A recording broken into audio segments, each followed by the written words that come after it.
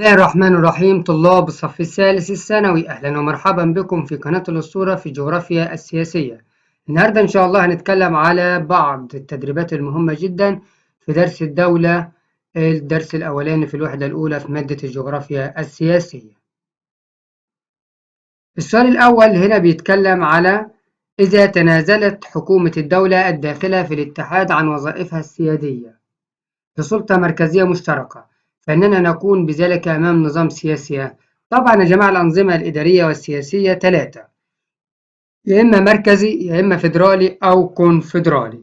تمام، يعني مش هنختار جمهوري. طب دلوقتي هنتكلم هنا إن يبقى حكومة الدولة الداخلة في الاتحاد بتتنازل عن وظائفها اللي هي سلطة مركزية مشتركة. طالما كله هيتنازل لسلطة مشتركة يبقى هنا قدام نظام فيدرالي. ليه قدام نظام فيدرالي؟ لأن النظام الفيدرالي كل السلطات وكل الإدارات الموجودة في الدولة بيكونوا خاضعين لحكومة واحدة. تمام، يبقى الإجابة هنا هتكون رقم ج. تمام كده. السؤال الثاني بيقول قلب الدولة الوحيد الذي يستحيل أن يقع في منطقة بعيدة عن مركز الحكم والإدارة بالدولة. يا جماعة قال لكم مركز الحكم والإدارة بالدولة، يبقى قلب اقتصادي ولا ديني ولا سياسي ولا سكاني؟ أعتقد هنا الأمور سهلة خالص. طالما قال لك مركز حكم وإدارة يبقى ده قلب سياسي. قلب إيه؟ سياسي، يعني منطقة النواة ذات القلب السياسي. السؤال رقم 3 بيقول عاد أقوى دول العالم الوحدوية اقتصاديا وعسكريا تتسم بعدة خصائص مثل الدولة الوحدوية يعني المركزية من الناحية الاقتصادية والعسكرية. إيه هي خصائصها؟ خصائصها هل تبقى قوة تكنولوجية وشكل مجزأ، ولا شكل مجزأ وقوة مورفولوجية، ولا قوة مورفولوجية وديموغرافية، ولا قوة ديموغرافية ولا مركزية؟ المفروض الدولة طالما الدولة وحدوية تبقى قوية اقتصاديا وعسكريا يبقى فيها خصائص مورفولوجية وخصائص ديموغرافية. يعني ايه خصائص مورفولوجية؟ يعني مثلا ما فيهاش عوائق أرضية، موقعها متميز. تمام. وديموغرافية يعني مثلا كثافة السكان، فيها عدد كبير من السكان. واخدين بالكم؟ فيبقى هنا الإجابة هتكون ج في السؤال رقم 3. تمام؟ بعد كده عاد السؤال رقم 4 بيقول إذا أرادت فرنسا اختيار عاصمة جديدة لها على أساس سهولة الاتصال جغرافيا. فرنسا هتختار عاصمة جديدة على أساس سهولة الاتصال جغرافيا بباقي أجزاء الدولة، فأي المدن التالية ستكون الأفضل لتحقيق هذا الهدف؟ ركزوا معايا. العاصمة اللي هتختارها فرنسا الجديدة تكون على أساس سهولة الاتصال بباقي أجزاء الدولة.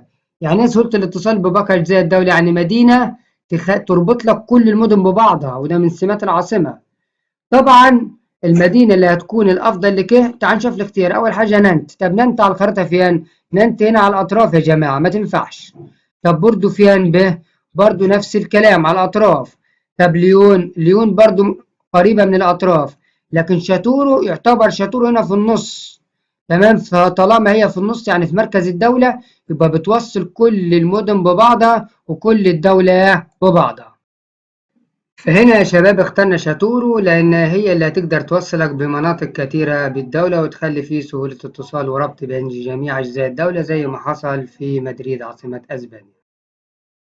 السؤال رقم 5 بيقول أي من الدول التالية إذا اتحدت سياسيا سوف توفر لجيشها الحرية المكانية للحركة. طبعا عشان الدولة تبقى فيها سهولة حركة لازم يبقى شكل الدولة مندمج، يعني أقرب للمربع أقرب للدائرة. تمام. تعال نشوف الاختياري. مين الدولتين في دول اللي لو اندمجوا مع بعض بيجوا دولة واحدة الجيش يتحرك بسهولة؟ عندك بولندا وألمانيا، تمام، وفرنسا وأسبانيا. تعال نشوف بولندا وألمانيا الأول. أدي على الخريطة دي عشان أوضح. أدي بولندا وادي ألمانيا، لو اندمجوا مش هيبقوا دولة مندمجة، هتبقى دولة مستطيلة فما ينفعش. عندك فرنسا وأسبانيا، تمام، ادي فرنسا واسبانيا هيبقوا برضو دولة طولية ومستطيلة، وكمان في جبال في النص هنا جبال البرانس مش هينفع. تمام. عندك النمسا والمجر. تعال نشوف النمسا والمجر. النمسا والمجر لو اندمجوا يبقى دولة طولية مستطيلة مش هينفع برضو. تمام. وعندك بعد كده بلغاريا ورومانيا. تعال نشوف ادي بلغاريا وادي رومانيا، هم لو اندمجوا مع بعض هتبقى دولة دائرية مندمجة. يبقى هنا يا جماعة اللي ينفع هنختار بلغاريا ورومانيا، هم اللي ينفع فيهم حركة مكانية للجيش. السؤال رقم 5 عاد بيقول حلناه رقم 5. السؤال رقم 6 بيقول من خلال قراءة الخريطة التي أمامك يتضح أن سلوفاكيا قد أغفلت بعض العوامل الهامة لاختيار عاصمتها. تعال نشوف سلوفاكيا. الخريطة اللي قدامك دي بتوضح أن سلوفاكيا اختارت عاصمتها طبعا على الأطراف، اللي هي المدينة دي المكتوبة قدامكم. تمام. طب المدينة اللي اختارتها عاصمة ليه على الأطراف دي مالها؟ دي طبعا يا جماعة بتفتقد للحماية والدفاع. تمام. كمان هي ما فيهاش سهولة وصول، لأن أصلا المدينة دي جنب دول حبيسة، يعني هي دولة حبيسة أصلا. واخدين بالكم؟ يبقى بتفتقد لسهولة الوصول والحماية والدفاع. وكمان يا جماعة إنها مش موجودة في وسط الدولة، يعني لا، في وسط الدولة لو كانت موجودة في وسط الدولة كانت هتوفر حماية ودفاع وسهولة وصول، يعني تربط جميع المدن، والكلام ده ما حصلش في العاصمة بتاعت دولة سلوفاكيا. السؤال رقم 7 بيقول: مجلس الأمن التابع للأمم المتحدة. مجلس الأمن التابع للأمم المتحدة له سلطة قانونية على الدول الأعضاء. في ضوء هذه العبارة استنتج يمثل مجلس الأمن قبل ما أحل. مجلس الأمن التابع للأمم المتحدة يعني مجموعة دول مع بعض، ده اتحاد، يبقى اتحاد كونفدرالي. يبقى اتحاد كونفدرالي قبل ما أحل. طالما تابع للأمم المتحدة وأعضاء ومعاه دول أعضاء يبقى أكتر من دولة، يبقى ده اتحاد كونفدرالي. طب مجلس الأمن له سلطة قانونية. يعني إيه مجلس الأمن له سلطة قانونية؟ يعني هو اللي بيصدر القرارات. يبقى هنا مجلس الأمن ماله؟ هنا مجلس الأمن سلطة مركزية، ومع مجموعة دول يبقى سلطة مركزية في اتحاد كونفدرالي. السؤال ده مهم جدا جدا جدا، يبقى الإجابة هنا يا جماعة هتكون ب. تمام؟ تعالى عدل السؤال الجميل ده. جايب لك صورة وكاتب لك ايه في السؤال؟ أمامك صورة للزي الوطني لدولة اليابان. أهم حاجة كلمة اليابان اللي في السؤال. وده زي وطني، طبعا زي وطني لدولة اليابان بيلبسوه كلهم. طب ده بيعبر عن اليابان صنفناها دولة مركزية، وكمان تعتبر من ضمن الدول اللي فيها صفات الأمة، يعني فيها تشابه في العادات والتقاليد، يبقى هنا وحدة العادات والتقاليد.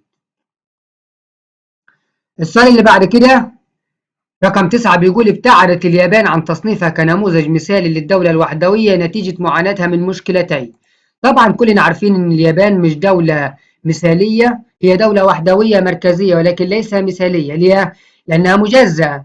كمان اليابان معظمها جبال، يبقى السبب اللي خلاها مش مثالية يا جماعة الطابع التضاريسي والشكل المجزأ. الشكل المجزأ، ودي مهمة جدا يا جماعة تاخدوا بالكم منها، التفسير مهم بتاع إجابة كل سؤال. أي مما يلي، السؤال رقم 10 بيقول: أي مما يلي يمكن الاستغناء عنه دون تأثير سلبي أو وجود خلل فيما سلبت منه. مين في الحاجات دي نستغنى عنها وما تأثرش تأثير سلبي؟ تمام. الحدود السياسية بالنسبة للدولة القومية، ولا السلطة المركزية بالنسبة للأمة العربية، ولا النقل المتطور بالنسبة للدولة، ولا التجانس الاثنوغرافي بالنسبة للدولة؟ طبعا التجانس مطلوب، والحدود مطلوبة، والنقل مطلوب. لكن الأمة العربية فيها سلطة مركزية ممكن نستغنى عنها عادي. ليه نستغنى عنها عادي؟ لأن كل دولة مشتركة في الأمة العربية لها حكومتها الخاصة بها، يبقى عادي يعني. يبقى رقم ب هي اللي يمكن نستغني بيها وما تضرناش. السؤال رقم 11 بيقول: ما الشيء الذي يمكن الاستغناء عنه في سياق الحديث عن أركان الدولة؟ إيه الحاجة اللي ينفع نستغنى عنها عادي؟ وجود إطار مكاني، لا ما ينفعش استغنى عن الموقع والمكان. وجود كائن بشري يستغل الموارد، لازم يبقى في ناس تقدر تستغل الموارد اللي في الدولة. وجود قوة ديموغرافية متجانسة تستغل موارد الدولة، ولا وجود هيئة تنظيمية؟ طبعا الهيئة التنظيمية والكيان البشري والإطار المكاني مهمين، لكن كلمة وجود كيان ديموغرافي متجانس ده عادي. ده عادي. ليه؟ لو مش موجود عادي مش مشكلة. رقم ج. ليه؟ لأن ممكن عادي تبقى الدولة متنوعة في السكان، مفيش أي مشاكل. تمام؟ السؤال رقم 12. مال السؤال رقم 12 يا جماعة؟ بيقول: قلب الدولة الوحيدة الذي يستطيع أن يجمع تحت لواء شعوبا من شتى أنحاء الأرض هو القلب.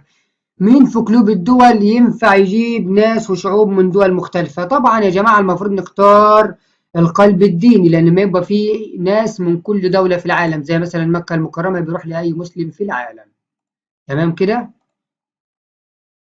السؤال رقم 12 أو السؤال رقم 13 بيقول: أي من العبارات الآتية تشير إلى دولة تمثل الصورة التي أمامك تجسيدا لنظامها السياسي. تمام؟ عايزين نشوف مين الدولة اللي بتمثل الشكل ده. طبعا الشكل ده يا جماعة لو ركزنا مع بعض، كل حتة في الدولة في ناحية، الألوان دي بتاعت الناس، يعني كل حتة في الدولة في ناحية، يبقى ده شكل مجزأ. تمام؟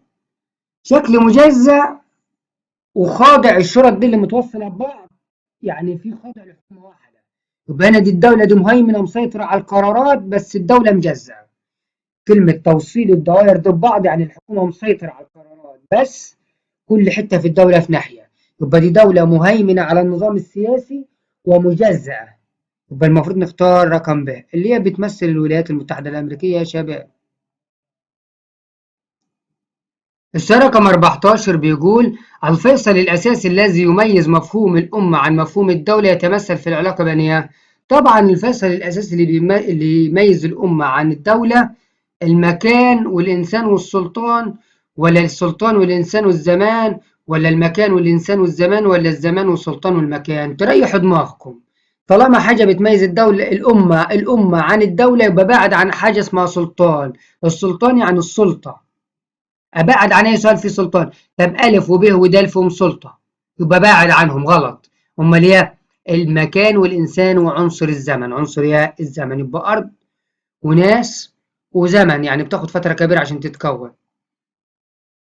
سؤال رقم 15 عاد بيقول: يميز الأمة عن الدولة. لسه قايلين فوق، الدولة بتتميز عن الأمة فيها، أنا آسف، الأمة يميز الأمة عن الدولة. الأمة بتتميز عن الدولة فيها في العامل الجغرافي، اللي هي الاتنين فيهم مكان. عامل سياسي، ده في نظام حكم اللي هي الدولة لكن مش الأمة، أنا عايزين حاجة تخص الأمة. عامل زمن ولا عامل بشري؟ طبعا المفروض للعامل الزمني، الأمة بتاخد فترة كبيرة عشان تتكون، يبقى العامل إيه؟ الزمني. تمام. سؤال رقم 16 بيقول: قامت وحدة سياسية بين مصر وسوريا عام 1958 تحت مسمى الجمهورية العربية المتحدة. يعني مصر وسوريا بيجوا دولة واحدة، اللي هم على الخريطة اللي أنا الأحمر ده وده، الأحمر الكبير ده مصر، واللي فوق خالص البعيدة دي سوريا البعيدة. ولكن هذه الوحدة انهارت عام 61 طبقا لمعطيات الجغرافيا السياسية، فإن انهيار هذه الوحدة يرجع إلى ضعف العامل إيه؟ طالما الوحدة بين مصر وسوريا انهارت، بص على الخريطة تلاقي سوريا بعيدة عن مصر، يبقى هنا الموقع الجغرافي بعيد عن بعض، مفيش كتلة أرضية بتربطهم، يبقى هنا يا جماعة العامل المورفولوجي اللي هو الموقع. تمام يا جماعة، تاخدوا بالكم.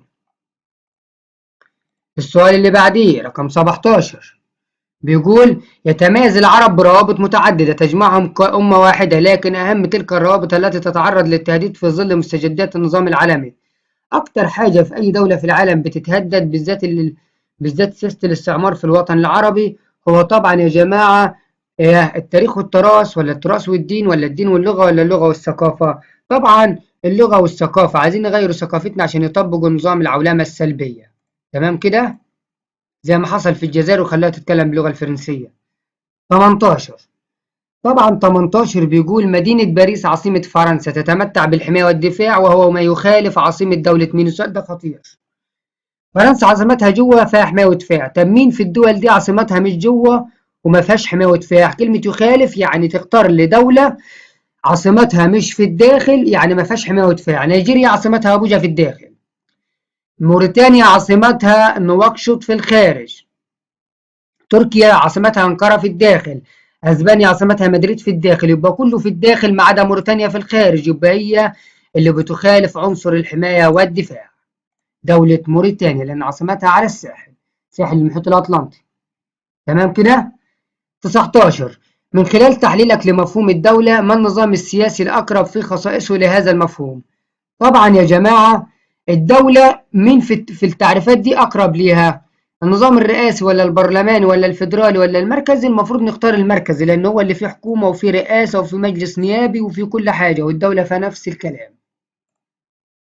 طيب السؤال رقم 20: إذا كانت العاصمة تمثل قلب الدولة، فما المدينة التي تستحق عن جدارة قلب القلوب؟ لقب قلب القلوب مين ياخده؟ القاهرة ولا مكة ولا واشنطن ولا روما؟ طبعا مكة، لأننا قلنا القلب الديني هو اللي بيجمع معظم سكان العالم ويجمع فئات مختلفة من العالم وأجناس مختلفة، يبقى مكة هي قلب القلوب. تمام؟ هنا السؤال رقم 21 مهم جدا. أي المناطق التالية تتمتع بنوع من الاستقلال الذاتي؟ كلمة استقلال ذاتي، ركزوا معايا يا جماعة، استقلال ذاتي يعني دولة فيدرالية.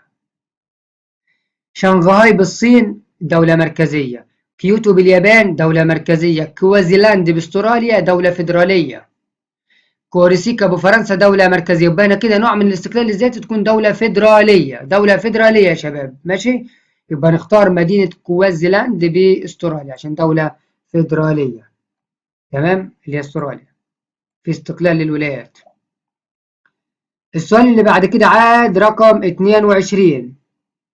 السؤال ده مهم جدا. يتمثل القاسم المشترك بين النظام الفيدرالي والكونفدرالي. النظام الفيدرالي والكونفدرالي ايه الحاجة المشتركة بينهم؟ التوازن بين السلطة المحلية والمركزية ده في الفيدرالي بس. التمتع بحق التمثيل السياسي المستقل هنشوف. اللامركزية في السياسة النقدية ده الكونفدرالي. التعددية في مراكز صنع القرار السياسي ده في الفيدرالي. لكن عندك الحاجة المشتركة بين الفيدرالي والكونفدرالي التمتع بحق التمثيل السياسي المستقل. هنا دولة تبقى لها تمثيل سياسي مستقل فيدرالي، والكونفدرالي حتى الدول المشتركة في الكونفدرالي لها حق التمثيل المستقل. ماشي يا شباب؟ سؤال 23. يرجع اتسام الدولة الوحدوية بالكثافة السكانية المرتفعة. ايه اللي يخلي الدولة الوحدوية مزدحمة بالسكان عندها عدد كبير من السكان؟ هل تركز السكان في قلب الدولة؟ لا مش شرط.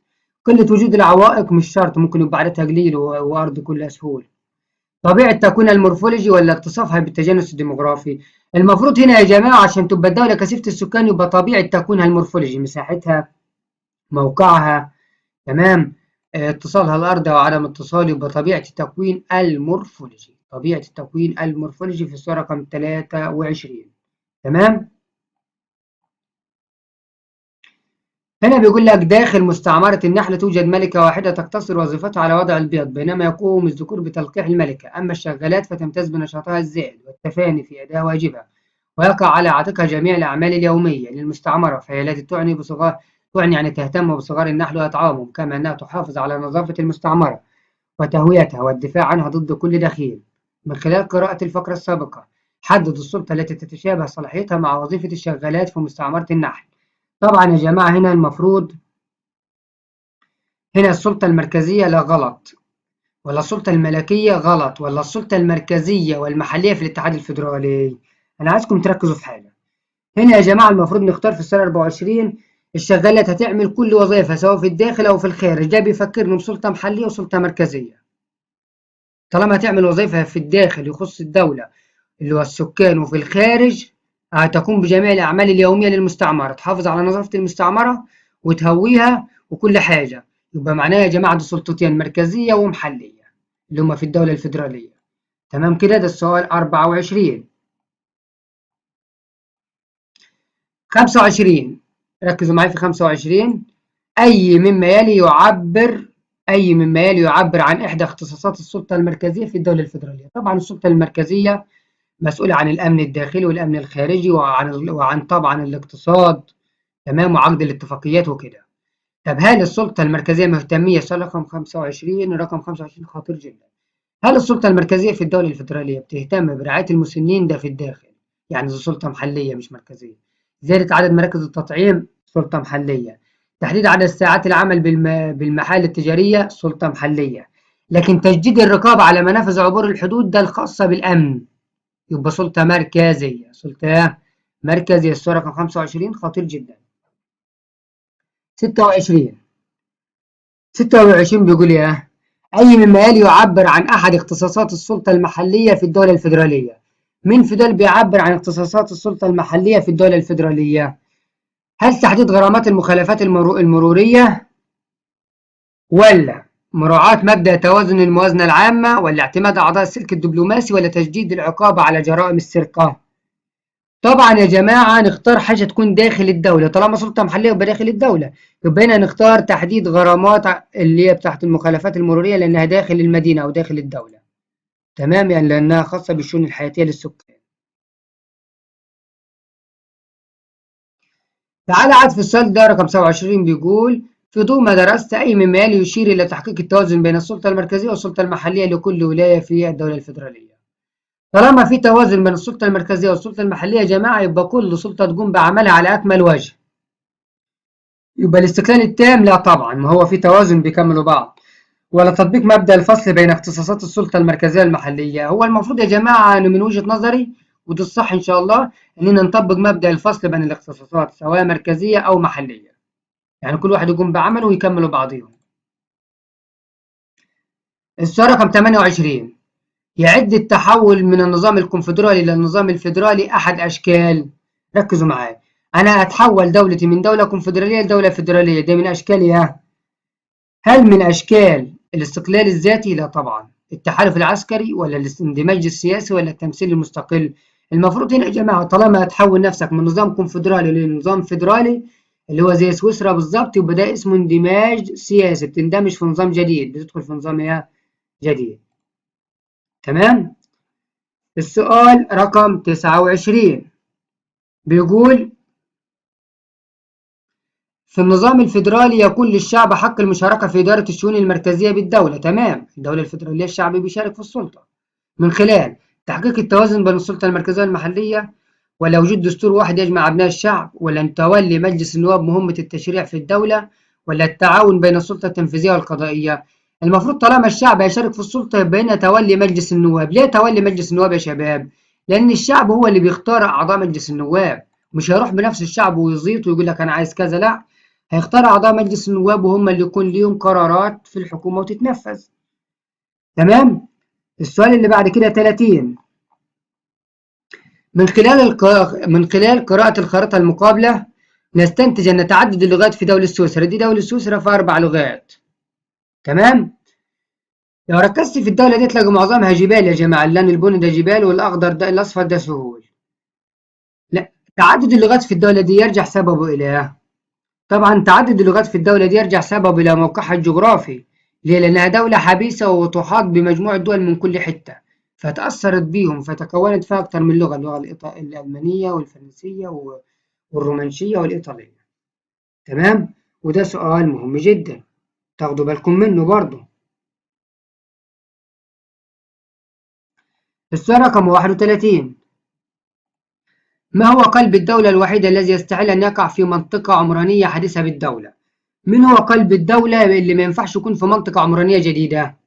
الدولة الاقتصادي ده بالعكس، منطقة القلب الاقتصادي في المناطق العمرانية الجديدة تبقى أقوى. طب قلب الدولة الديني ولا قلب الدولة السياسي ولا قلب الدولة السكاني؟ طبعا منطقة عمرانية جديدة يبقى لازم يبقى فيها قلب الدولة الديني. صح؟ لا طبعا غلط. طب منطقة المناطق العمرانية يبقى فيها قلب الدولة السياسي. لا طبعا يبقى فيها. طب قلب الدولة السكاني يبقى فيها. لكن المكان الوحيد اللي ما ينفعش يتعامل في مكان جديد هو قلب الدولة الديني يا شباب، قلب الدولة الديني اللي هو صعب إنه يبقى في مكان مبني جديد أو منطقة عمرانية جديدة زي المدن الجديدة اللي بتتبنى. تمام كده؟ 32. أي من المدن التالية ينطبق عليها مصطلح قلب اقتصادي وإداري وإقليمي؟ هنا الاختيارات يا جماعة ده استعجال لوقته، ازاي الحاجات دي هناخدها في التكتلات الاقتصادية بس هشرحها لكم دلوقتي. أي من المدن التالية ينطبق عليها مصطلح قلب اقتصادي وإداري وإقليمي؟ ماسترخيت ولوساكا. ماسترخيت ده المكان اللي اتعمل فيه الاتفاقية بتاعة إنشاء الاتحاد الأوروبي ده تكتل اقتصادي، ولوساكا دي دولة زامبيا اللي فيها تكتل الكوميسا. لوساكا والرياض، الرياض برضو اللي فيها مجلس التعاون لدول الخليج العربي، وأبو ظبي الرياض وأبو ظبي. أبو ظبي دي عاصمة الإمارات اللي وقع فيها ميثاق مجلس التعاون لدول الخليج العربي. الحاجات دي كبيرة عليكم دلوقتي في الدرس ده، ما تقدروش تفهموها غير لما تاخدوا درس التكتلات الاقتصادية. أنا هقول الإجابة ولما نيجي ناخد درس التكتلات الاقتصادية هوضحها فيها أكتر. تمام. المفروض هنا قلب اقتصادي وإداري وإقليمي هنختار لوساكا والرياض. لوساكا وهي الرياض لأن فيهم تكتلات اقتصادية مقر التكتلات وكمان عواصم للدول في نفس الوقت، عواصم لدولتهم. لوساكا ده عاصمة زامبيا والرياض عاصمة السعودية، وإقليمي دي هنا أفريقيا وهنا طبعا دول الخليج العربي. بس طبعا يا جماعة الحاجات دي هتتقال بالتفصيل في وقتها بالظبط وتركزوا فيها معايا. تمام كده؟ 33. أمامك شكل توضيحي للذرة. شايف السهم ده؟ أي من المفاهيم السياسية التالية يعد الأقرب إلى ما يشير إليه السهم؟ دي زي الرسمة اللي رسمناها على السبورة، نقطة في النص وحواليها نقط يعني مدن كتيرة، يبقى دي اللي في النص يا جماعة دي عاصمة الدولة، مش محتاجة كلام، ده سؤال سهل خالص وواضح. تمام كده؟ 34 تأسست مدينة منذ عدة عقود في منطقة جبلية داخل دولة ساحلية متجانسة السكان، فإذا تم اختيار تلك المدينة كعاصمة فإن سبب هذا الاختيار سوف يكون إيه؟ طبعا يا جماعة أسسنا مدينة منذ عدة عقود، منذ عدة عقود في منطقة جبلية داخل دولة ساحلية متجانسة. داخل خلاص، طالما قال لك داخل يبقى هنا فيها حماية ودفاع. سبب الاختيار لأنها فيها حماية ودفاع لأنها جوه. تمام كده في الداخل. 35 في ضوء ما درست أي من المدن التالية التي جمعت بين القلب الاقتصادي والثقافي والسياسي؟ طبعا القلب الاقتصادي والثقافي والسياسي هنختار باريس وطوكيو وروما والقاهرة. ليه هنختار دول؟ ده قلب سياسي وقلب اقتصادي وقلب ثقافي فيهم كل المقرات، ودي عواصم قديمة موجودة من زمان. تمام، تاخدوا بالكم منها ودي مهمة جدا. سؤال رقم 36 بيقول أي من الدول التالية تشابهت عواصمها زمنيا ولكنها اختلفت دفاعيا؟ هتختار لي دولتين عواصمهم اختلفوا دفاعيا، يعني واحدة عاصمتها جوه والتانية بره. أول ما يخطر في بالك تقول يا أستاذ نيجيريا واليابان. نيجيريا عاصمتها جوه فيها حماية ودفاع، واليابان عاصمتها بره فيها سهولة وصول، موقع وسهولة وصول. يبقى هنا اليابان ونيجيريا هما اللي عكس بعض. 37 تمام. أقرب الدول الوحدوية إلى إمكانية التحول إلى اتحاد فيدرالي هي الدولة أو هي الدول متعددة القوميات متنوعة التضاريس، ولا متنوعة التضاريس غير متصلة أرضيا، ولا الغير المتصلة أرضيا كبيرة المساحة، ولا كبيرة المساحة متجانسة السكان؟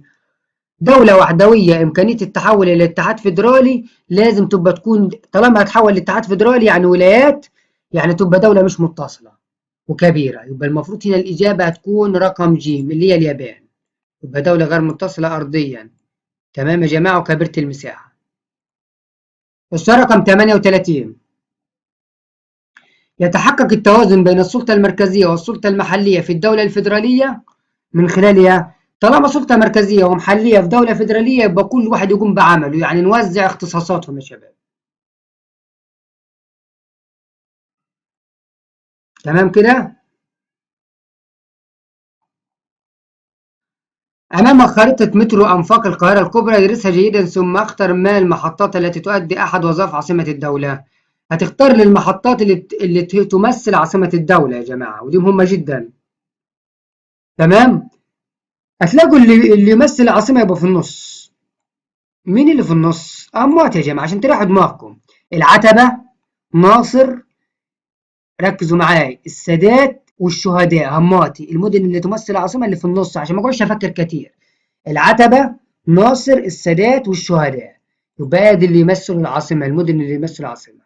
هماتي هماتي مكتوبين في النص. الرسم اللي رسمناه على السبورة اللي هي العاصمة تبقى في النص، وتختار المناطق القريبة منها بالظبط. يمكن 40 يمكن إرجاع سبب عدم إمكانية تحول الدولة الفيدرالية لاتحاد كونفدرالي إلى. طبعا سبب عدم إمكانية تحول الدولة الفيدرالية إلى اتحاد كونفدرالي إن يا جماعة إن عشان تبقى دولة كونفدرالية لازم تبقى أكتر من دولة ببعض، مش دولة واحدة. يبقى طبيعة الدولة الكونفدرالية اللي بتتعارض مع مفهوم الدولة الواحدة، إن الدولة الكونفدرالية لازم يبقى أكتر من دولة، أكتر من دولة، مش دولة واحدة بس.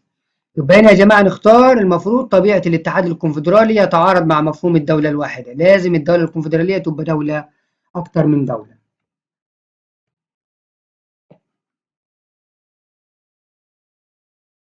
41 بيقول اد 41 أي مما يلي يتوافق مع سمات إحدى الدول الفيدرالية بالعالم الجديد. طب دولة فيدرالية بالعالم الجديد مين؟ الولايات المتحدة والبرازيل. هل تتمتع بالمركزية والاكتفاء الذاتي النسبي؟ الاكتفاء الذاتي النسبي ده يا جماعة دولة فرنسا، يعني مش تبع العالم الجديد. تتميز بالقوة المورفولوجية والموقع المركزي، دولة كبيرة المساحة خالص زي الصين وموقعها مركزي.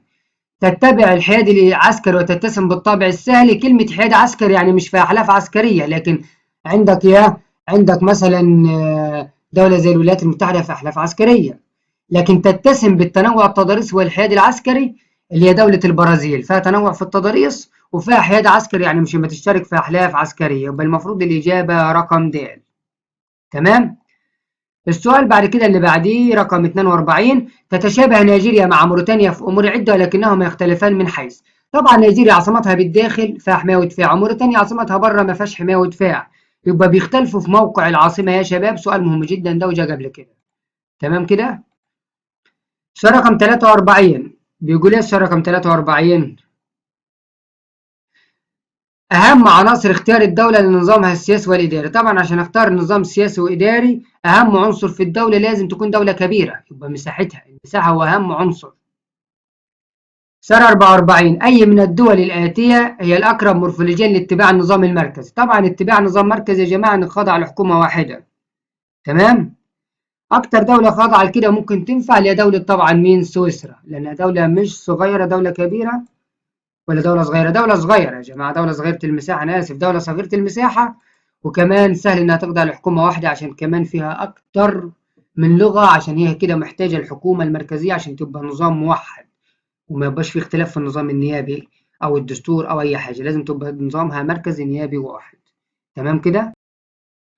45. كل العوامل الآتية تنطبق على اختيار القاهرة باستثناء وأنتم مغمضين عينكم، كل العواصم العربية ما فيهاش سيادة قومية. تمام، باستثناء يعني ما فيهاش. 46. منطقة أثبتت قدرتها على الحفاظ على هويتها تقع في شمال أفريقيا ولا شرق أمريكا الشمالية ولا غرب أمريكا الجنوبية ولا شرق أستراليا؟ طبعا أكتر مكان يحافظ على هويته وما يتأثرش بالهجرات طبعا شمال أفريقيا. شمال مين؟ أفريقيا. تمام كده يا شباب؟